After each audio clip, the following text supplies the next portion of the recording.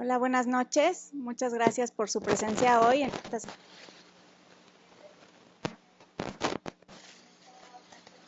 El gusto de presentar a la doctora Bianca Granados.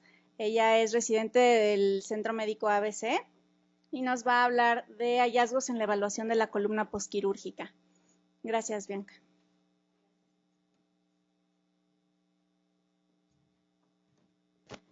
Hola, buenas noches. Antes que nada, quiero agradecer a la Sociedad Mexicana de Radiología por la invitación y a mi profesora del curso, la doctora Carla Moctezuma, quien fue la que me extendió la invitación. También a los que se encuentran presentes y a los que nos escuchan en línea. El motivo de por qué elegí este tema es, bueno, para empezar, los hallazgos en la columna posquirúrgica cada vez es algo con lo que nos topamos más seguidos los radiólogos en el día a día. Y pues me gustaría compartir un poco con ustedes parte del aprendizaje durante estos años en mi instituto, donde a diario se realizan entre 6 y 7 cirugías de columna a diario. Ya entrando de lleno al contenido de la plática, vamos a abordar un poquito acerca de la historia de la evolución de la cirugía espinal, desde la época de los egipcios hasta cómo enfermedades tal como lo es la tuberculosis y la poliomielitis impulsaron a que evolucionara la cirugía espinal. Posteriormente vamos a hablar un poco acerca del segmento espinal y el modelo de Dennis. Y ya en cuanto a la cirugía espinal, vamos a hablar acerca de los tipos de dispositivos que existen y los abordajes quirúrgicos. En cuanto a imagen, vamos a hablar acerca de la utilidad de los distintos métodos de imagen, para qué sirven, en qué casos, y las recomendaciones de la revista americana de neuroradiología en cuanto a qué debe de contener un reporte de radiología en un paciente con columna postoperada. Finalmente vamos a ver las complicaciones más comunes relacionadas a los dispositivos, hematoma, infección y otras más. Bueno, para comenzar con la historia, las primeras fracturas de columna que causaban parálisis se documentaron por parte de los egipcios desde 1550 años antes de Cristo. En ese entonces, el tratamiento constaba en reposo y vendajes que eran brindados por parte de los sacerdotes, que en ese entonces eran los médicos. Posteriormente, el griego Hipócrates, en 400 años antes de Cristo, es considerado el padre de la medicina occidental. Él ideó una manera de corregir las deformidades de la columna secundario a escoliosis y a fracturas de la columna. Él pensaba que si uno traccionaba lo suficientemente fuerte el cuerpo, iba a lograr corregir la deformidad espinal. Por lo tanto, él creó dos dispositivos, la tabla hipocrática y la escalera hipocrática. En la tabla hipocrática colocaban al paciente boca arriba, ataban de piernas y tórax y realizaban una tracción de extremo a extremo. De esta manera, el paciente se corregía, o él creía que corregía, la deformidad espinal. En el caso de la escalera hipocrática, literal colgaban boca abajo al paciente, mientras unas personas realizaban tracción de extremo a extremo. De esta manera, este fue el método estándar o el tratamiento estándar para las deformidades de la columna espinal. No fue hasta 1829 cuando el cirujano Dr. Alban Smith, que está aquí señalado en el cursor, quien realiza la primera laminectomía descompresiva. Él reporta a un paciente joven que tenía TB espinal, que reportaba síntomas de parálisis progresiva de los miembros inferiores. Entonces él ideó la forma de descomprimir la columna mediante una laminectomía, encontrando un fragmento óseo que al momento de retirarlo en la columna y en el periodo postoperatorio reportó recuperación total. Posteriormente, la segunda laminectomía que él realiza es para remover un tumor intracanalicular. Es considerado el pionero en las cirugías paliativas para deformidad por tuberculosis. Ahora, como todos sabemos, con el descubrimiento de los rayos X por parte de Röntgen, se abrió todo un mundo para el conocimiento del sistema esquelético, ¿no? Entonces, con este conocimiento, cirujanos de todo el mundo idearon formas de crear instrumentos exógenos que pudieran introducirse a la columna y de esta forma generar mayor estabilidad espinal. Teniendo esto en mente, en 1911, el cirujano, el Dr. Hibbs, en Estados Unidos, que lo podemos encontrar aquí a los pies del paciente, realiza la primera fusión espinal. Esta es una foto de la primera fusión espinal que se realizó. También fue en un paciente con deformidad por tuberculosis. El problema de este procedimiento era que los pacientes tenían que pasar en cama prácticamente hasta un año para recuperarse y se reportaban índices de pseudoartrosis de hasta un 60%. Entonces, si bien ayudaban a que se estabilizara la columna, pues venían otras complicaciones, ¿no? Finalmente, en 1950, el doctor Harrington es el primero en realizar una cirugía de instrumentación en un paciente con escoliosis. Él creó el sistema de gancho y barra, en donde él colocaba barras paralelas con ganchos que iban en los extremos de cada segmento instrumentado, y de esta manera él corregía a los pacientes que tenían escoliosis por poliomielitis. Ahora bien, ¿cuál era el problema de este sistema de instrumentación? Que solamente aliviaba el problema de la falla de la alineación en el plano coronal y en el plano sagital empeoraba. Entonces estos pacientes reportaban que tenían pérdida de la lordosis lumbar y tenían el síndrome de la espalda lumbar plana. En 1973 el doctor Eduardo Luque Rebollar, orgullosamente mexicano, ortopedista, crea el sistema de Luque. Él fue el inventor de la instrumentación segmentaria. Él pensaba que para que nosotros pudiéramos respetar tanto la alineación en el plano coronal como en el plano sagital, debíamos hacerlo segmento a segmento. Por lo tanto, él hizo el sistema de fijación moldeable, en donde las barras que pueden observar aquí, estas barras paralelas, se podían moldear de acuerdo a la gifosis y la lordosis del paciente. Y estas iban atadas a cada segmento por estos alambres. Y de esta manera, él corregía los problemas en el plano coronal, tanto como en el sagital. Esta es la foto de la primera paciente que recibió este tratamiento. El problema con este fue que al estar tan en íntimo contacto con el canal medular, se reportaron lesiones medulares. Y bueno, hay que recordar que la columna es una estructura que tiene movimiento en los tres ejes, ¿no? Entonces, basados en esto, ya se crearon como tal la instrumentación moderna con colocación de tornillos transpediculares. Bueno, ahora para entender por qué se debe de instrumentar una columna, hay que conocer la biomecánica de la columna. Para esto vamos a hablar acerca del modelo de Dennis. El modelo de Dennis actualmente es el modelo que utilizan los cirujanos de todo el mundo para decidir qué pacientes son candidatos o no para cirugía de la columna. Él observó que dependiendo en qué parte de la columna se localizaba, cada una tenía distinta función, es decir, lidiaban con distintos tipos de carga, por lo que él la dividió en anterior, medio y posterior, por eso llama también la teoría de las tres columnas. El anterior estaba compuesto por los 2/3 anteriores de los cuerpos vertebrales, junto con el anillo, el disco y el ligamento longitudinal anterior. La columna media estaba compuesta por el tercio posterior, el anillo, el disco y el ligamento longitudinal posterior. Y el arco posterior lo comprenden los pedículos, facetas, láminas, apófisis espinosas y el complejo ligamentario interespinoso, que está compuesto por los ligamentos interespinosos y los supraespinosos. Ahora bien, ¿cómo funciona esto? Como habíamos mencionado, cada columna se ocupa de distintas cosas, ¿no? La columna anterior es la que mayor soporta la carga axial del cuerpo y es aquella que le da estabilidad durante la extensión, como podemos observar aquí. Gracias a la columna anterior no existe desplazamiento ni disrupción del resto de las estructuras, ¿sale? La columna media tiene menor carga axial, pero ayuda a la columna posterior a que soporte la flexión. Si observan el ligamento longitudinal posterior, si se lo imaginan, se estira y ofrece tensión y estabilidad para que no se movilice este segmento. y el resto de los componentes de la columna posterior ayudan también a la rotación y a los movimientos laterales.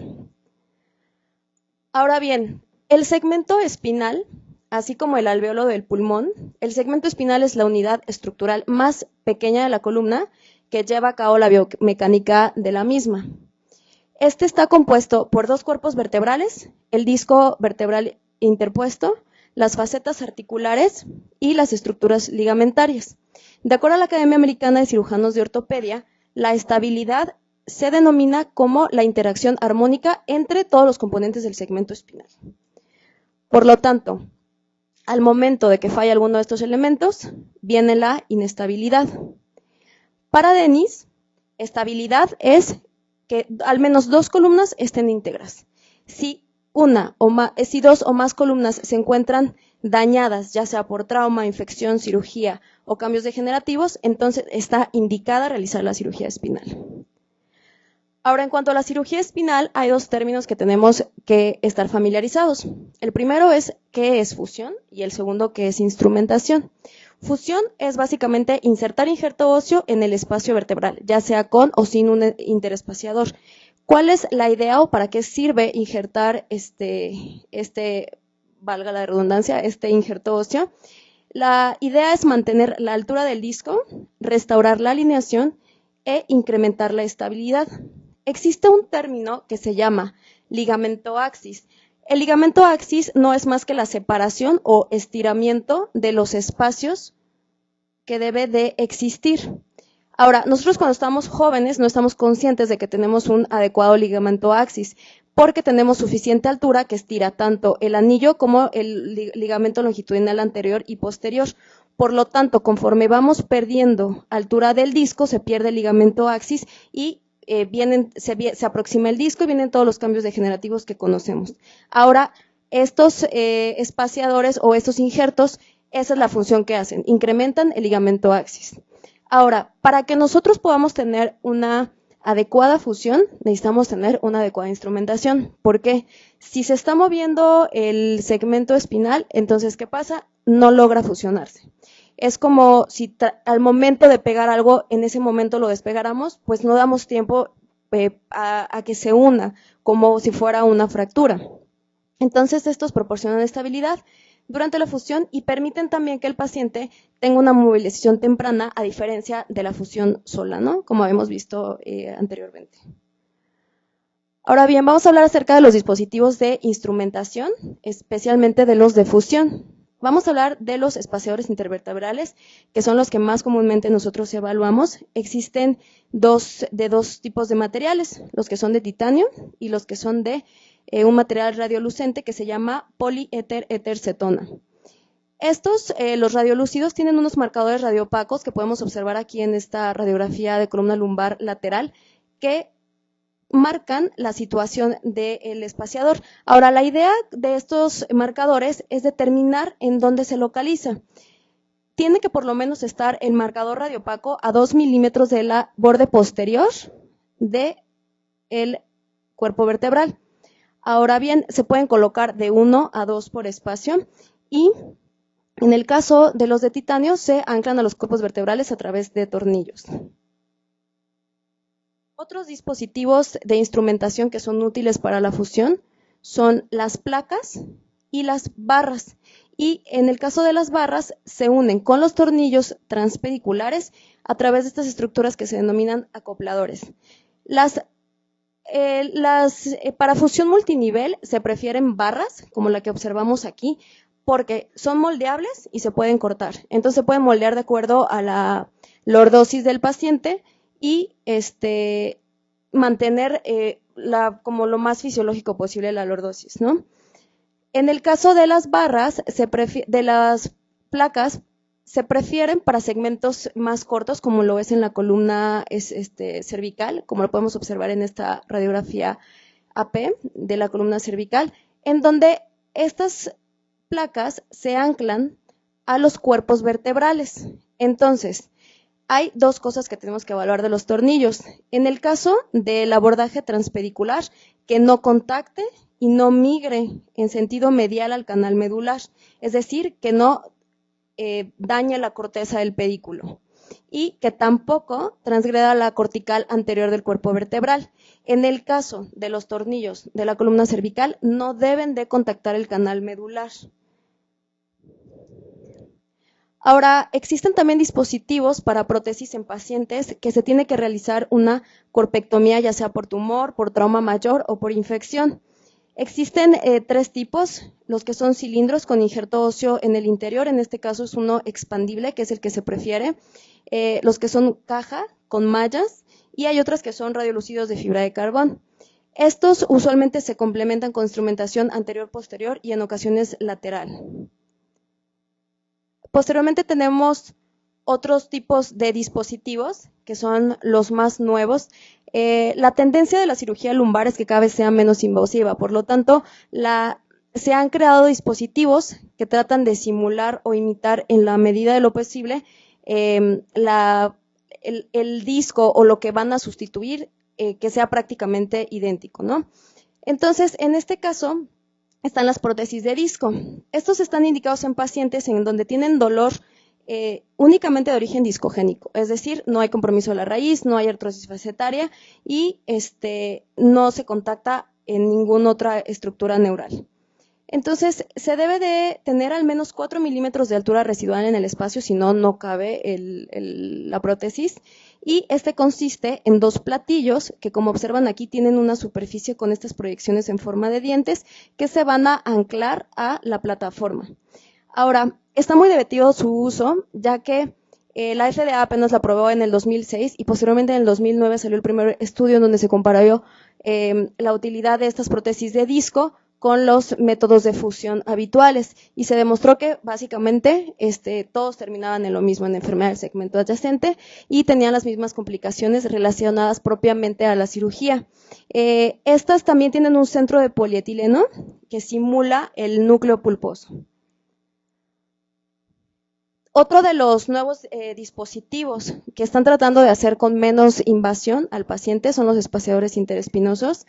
Estos solamente están indicados en los pacientes que tienen claudicación intermitente de origen neurológico.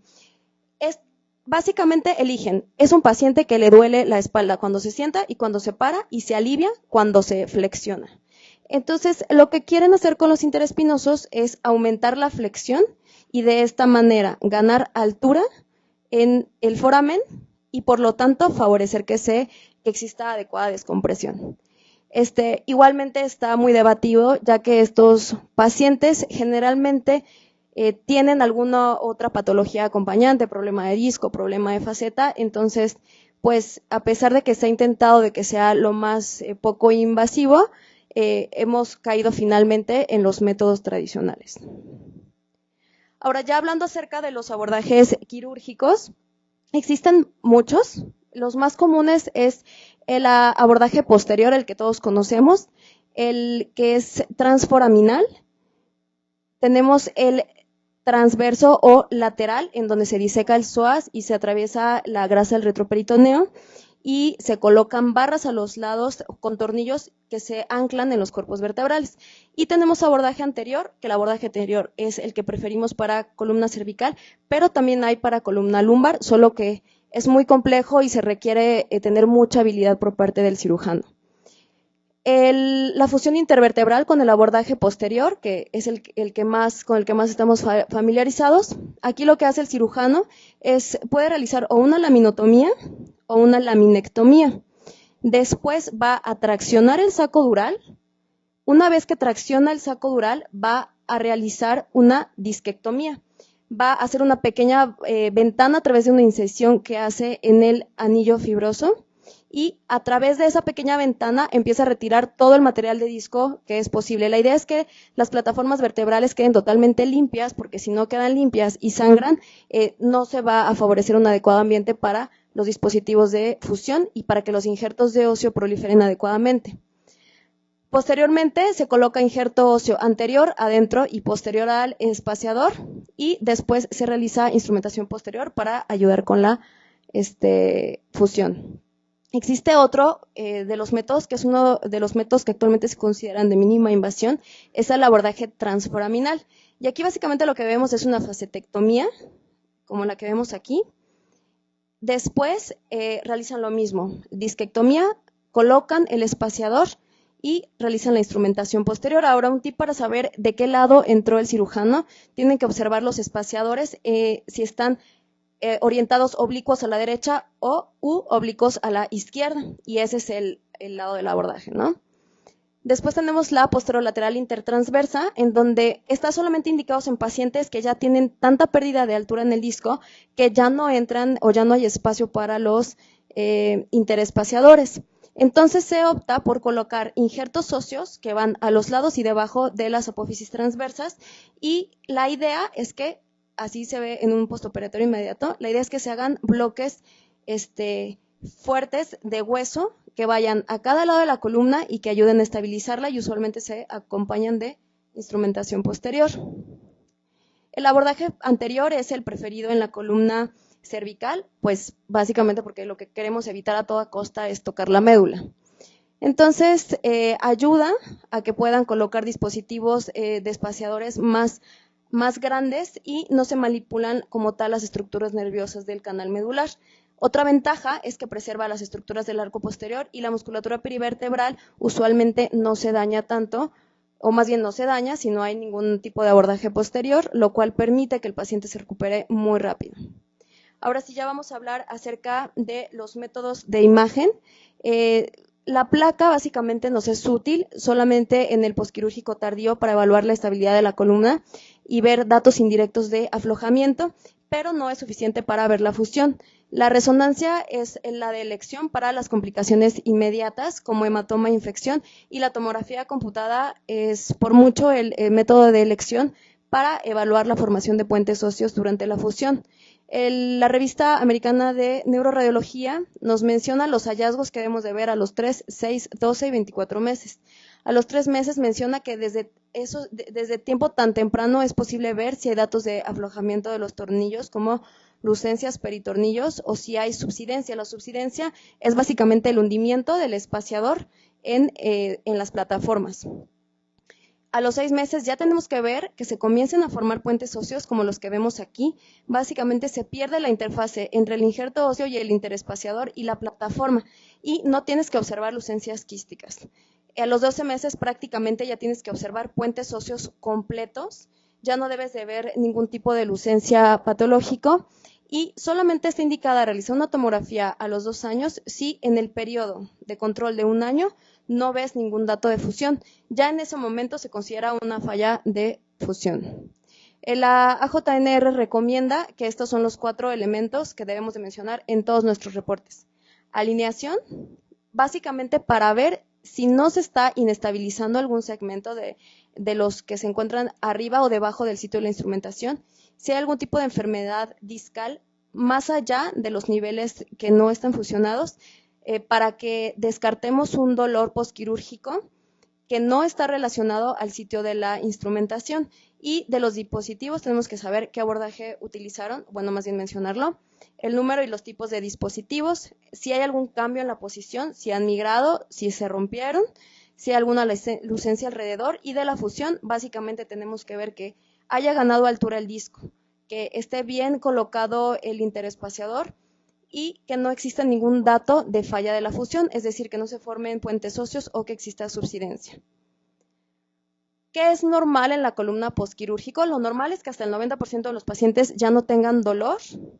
El resto los vamos a catalogar como falla en la cirugía, y ahorita vamos a hablar acerca de las complicaciones.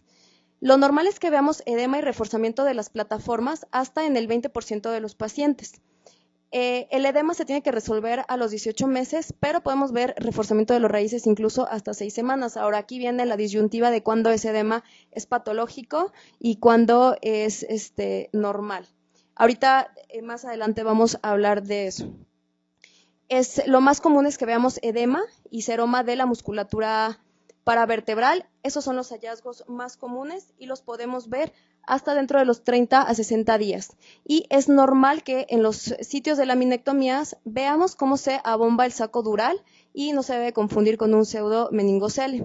También es muy común que veamos edema epidural y cambios post-discoidectomía. Hay que recordar que es un abordaje en donde se traccionan las estructuras, entonces puede haber líquido, puede haber un poco de sangrado, puede haber mucho edema, ¿no? Entonces, esto puede darnos como una falsa imagen de que hay recurrencia de una hernia, por ejemplo, pero aquí lo que dicta es la correlación clínica. Si ves estos hallazgos post-discoidectomía y el paciente no tiene clínica, entonces estamos obligados únicamente a describirlo como probable tejido de cicatrización y en caso de que el clínico sospeche algo, tenemos que hacer un seguimiento alrededor de los 3 a 6 meses, donde tenemos que ver la tendencia a la resolución de estos cambios, como lo podemos observar en estas imágenes. También podemos ver reforzamiento incluso del anillo y no quiere decir que haya infección discal porque hay que recordar que se rompió el anillo, entonces está inflamado. Y también el tejido de granulación pues va a reforzar. Ahora, como mencionamos, existe un porcentaje del 10 al 40% de los pacientes que no recuperan o no se les quita el dolor después de una cirugía. Estos pacientes los vamos a catalogar dentro del síndrome de la cirugía fallida de columna.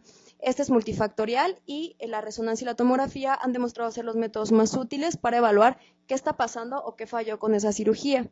En cuanto a las complicaciones de instrumentación, de las más comunes que tenemos es irritación de la raíz nerviosa por una colocación muy medial e inferior de los tornillos transpediculares. Aquí lo que, si observan, vean cómo se mete el tornillo al foramen y eso puede dañar la raíz nerviosa, entonces puede ser una causa de persistencia de dolor en el periodo postoperatorio. Otra complicación que podemos encontrar es la ruptura de los dispositivos. La placa es el método inicial de elección para ver la integridad de los dispositivos. Sin embargo, ante la duda y una adecuada caracterización, si existe o no migración al canal, se recomienda la tomografía computada. Aquí tenemos un paciente que se realizó una instrumentación cervical de abordaje anterior con tornillos transcorporales y colocación de espaciadores intersomáticos, quien viene a un chequeo por persistencia de la cervicalgia y cuando se realiza la tomografía vemos cómo existe una pérdida de continuidad del tornillo en su tercio medio y hay además migración anterior del mismo hacia el espacio perivertebral. Posteriormente, uno de los hallazgos también muy comunes que tenemos desde los 3 hasta los 6 hasta el año es el aflojamiento de los tornillos. Esto se da porque el tornillo no logró anclarse adecuadamente, por lo que estar en movimiento constante crea osteolisis y en ese momento vemos la imagen de halo de hipoatenuación que se menciona que al menos tiene que ser de 2 milímetros para que lo demos como positivo para aflojamiento, como podemos observar en este paciente. Tiene aflojamiento de los tornillos de S1 bilateral. Otra de las complicaciones, que es una de las más temidas, es la falla en la fusión. ¿Cuáles son los datos de falla de fusión? Como habíamos mencionado, un dato era la subsidencia, que no es más que el hundimiento del espaciador en la plataforma. Si observan, aquí viene el límite de la plataforma y vean cómo el espaciador ya se hundió, ya penetró toda la plataforma inferior del cuerpo vertebral de L3 y igualmente pasa con la plataforma inferior. Entonces, esto es un dato de que el espaciador no logró hacer su trabajo, que era que ganara altura el disco. Otro dato que vamos a ver es que no se logra perder esta radiolucencia que es normal en los primeros meses, pero que ya después de un año ya no la debemos de ver. Vean cómo está todo, tiene un halo radiolúcido el interespaciador y cómo aquí se ve los intentos de formación de puentes óseos, pero cómo se interrumpen por estas lucencias. Entonces, es otro dato. Si hiciéramos aquí un corte axial, esto es justo lo que veríamos. Áreas quísticas o lucencias quísticas, que no son más que áreas de osteolisis porque no se logró completar la fusión. Y en este mismo paciente tenemos los dos extremos. La falla de fusión del segmento L3, L4 y la fusión exitosa de L5-S1, vean cómo ya existe una adecuada formación de los puentes óseos y ya prácticamente es imperceptible el disco vertebral. La enfermedad del segmento adyacente básicamente significa cambios por discopatía en los segmentos adyacentes a la instrumentación. Esta, por mucho, es la complicación más temida de todos los cirujanos, ya que es como un círculo vicioso. Arreglan un segmento y se daña otro. Arreglan uno y se daña otro. Entonces, lo que ocurre es que al momento en que los cirujanos inmovilizan un segmento vertebral, alteran como tal la biomecánica de toda la columna. Entonces, los que tienen mayor carga axial o los que llevan el resto del movimiento son los segmentos que van arriba o abajo del sitio de instrumentación. Entonces, ¿qué es lo que vamos a observar? Vamos a ver cambios por discopatía dados por pérdida en la altura del interespacio, pérdida en la altura del foramen o en la amplitud foraminal. Vemos esclerosis de las plataformas, fenómeno de vacío intradiscal e irregularidad de las mismas. Hallazgos que corroboramos en la tomografía. Puede o no haber retro o anterolistesis, y la retro y anterolistesis se asocian más con pacientes que tuvieron laminotomías y que tienen mucha inestabilidad de la columna posterior, entonces se sobrecargan los elementos de la columna posterior de los segmentos de arriba o de abajo. Otra de las complicaciones que tenemos es la recurrencia de la hernia. En estos pacientes, la resonancia magnética es el método de elección para visualizar si hay o no recurrencia. En estos pacientes está indicado, en algunos está indicado realizar solamente discoidectomías cuando solamente existe compresión nerviosa por un disco, es decir, no hay enfermedad facetaria, no hay estenosis foraminal y no hay ningún otro motivo para realizar una instrumentación, y el resto de las columnas se encuentran íntegras. Entonces aquí tenemos el caso de un paciente que ingresa por una radiculopatía del lado derecho, donde encontramos una protrusión discal subarticular del lado derecho. Este paciente se realiza una discoidectomía, vean cómo hay un poquito de aire, y persiste aquí como un aspecto abombado del disco. Posteriormente, el paciente, en revisiones subsecuentes, al mes y a los 2 meses, persiste con los síntomas de radiculopatía, por lo que se realiza una resonancia de control, en donde se ve que ha perdido altura el disco y además existe protrusión de más contenido del disco. Lo que hacen en las discoidectomías es que solamente retiran una cantidad no muy grande del contenido del disco, porque también si retiran mucho, se ha visto que esto acelera los cambios degenerativos en ese espacio. Pueden meter como un material que simula el contenido del disco, y ese también incluso se puede herniar. Entonces, no es un método bastante debatido, porque se ha encontrado precisamente esto, que los pacientes tienen recurrencia de la hernia. Ahora, aquí el reto es diferenciar una hernia de los cambios normales que habíamos visto, ¿no?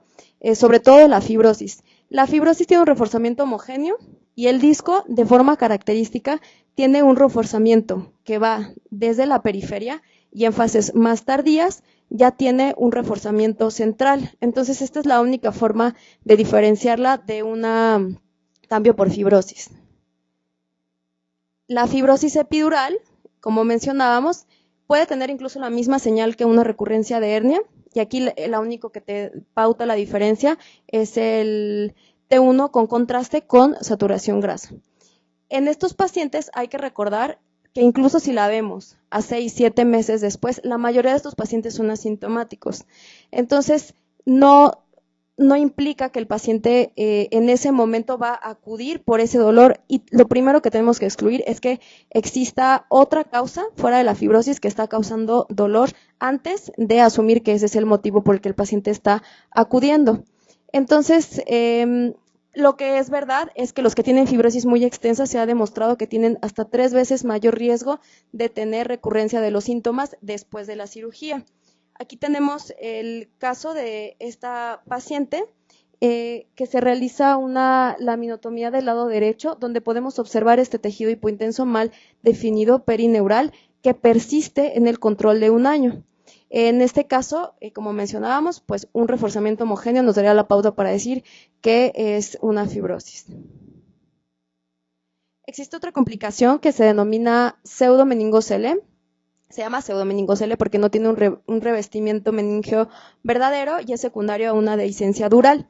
Aquí los pacientes pueden tener seromas tan pequeños como 1 centímetro que se pueden resolver solos o tener unos pseudomeningoceles tan grandes que puedan persistir por meses, incluso años, como es el caso de este paciente, y que se tengan que reintervenir estos pacientes. Este es el caso de una paciente que se realizó una laminectomía extensa con colocación de instrumentación anterior, quien tenía datos de hipotensión intracraneal.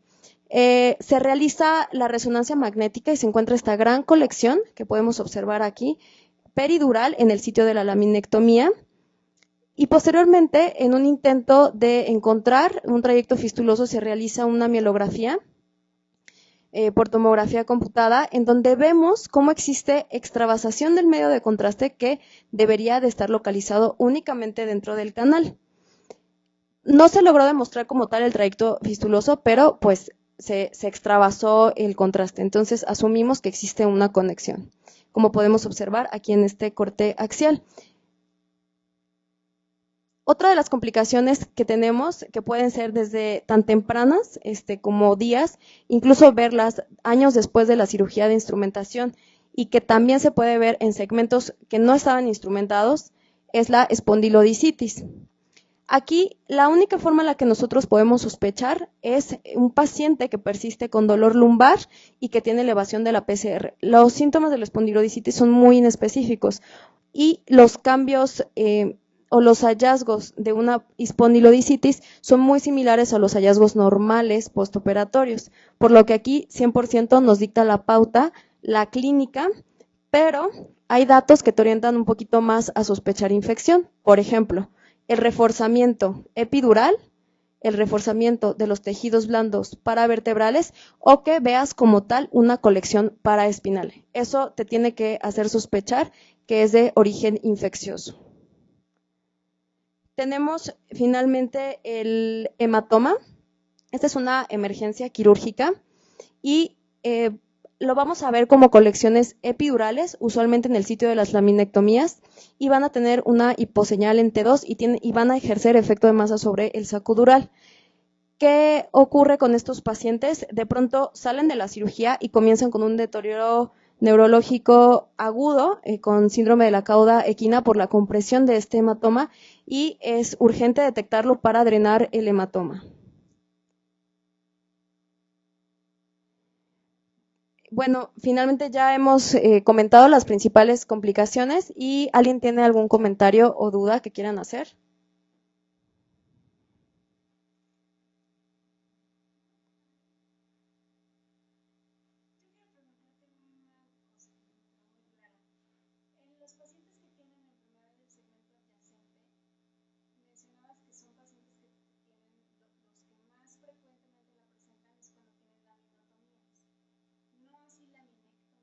Laminectomías, ajá. Las laminectomías, más que nada, lo que hacen son retrolistesis, porque se pierde toda la estructura que te da en los componentes del arco posterior. Entonces, los segmentos adyacentes son más propensos a tener retrolistesis, aparte del segmento adyacente. Sí.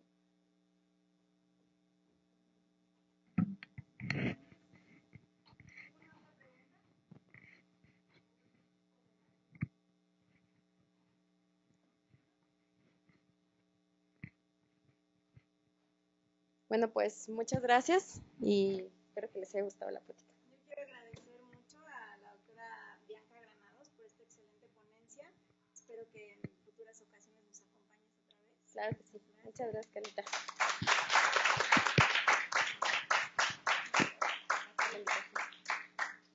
Muchas gracias a todos por habernos acompañado. También quiero recordarles, ya se aproxima el Encuentro Nacional de Residentes de este año. Ojalá entre ustedes estén algunos de los que enviaron casos y que puedan participar con nosotros.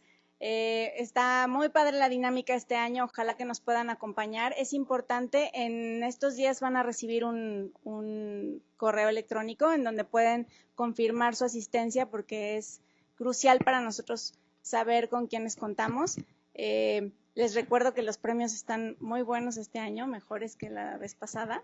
Y pues esperamos contar con su presencia y con su participación. Muchas gracias por estar aquí.